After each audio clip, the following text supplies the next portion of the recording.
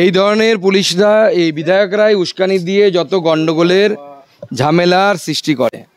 এবং এটা মাথায় রাখতে হবে, সহিষ্ণুতা ভারতবর্ষের সংস্কৃতির অঙ্গ।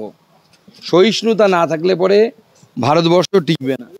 সেই জন্য কেউ কিছু বললো, কেউ কিছু, সেটা নিয়ে লাফালাফি করার কোনো কারণ নেই।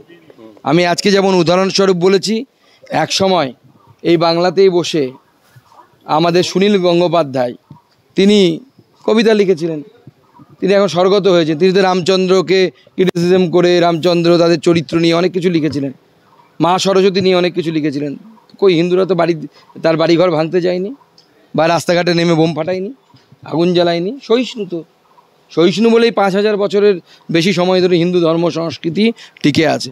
সেজন্য সহিষ্ণুতা হচ্ছে ধর্মের অবশ্যই integral part of the religion. যদি কোনো ধর্মকে হাজার হাজার বছর টিকে থাকতে হয়, তাকে সহিষ্ণু হতে হবে। জঙ্গিপুরের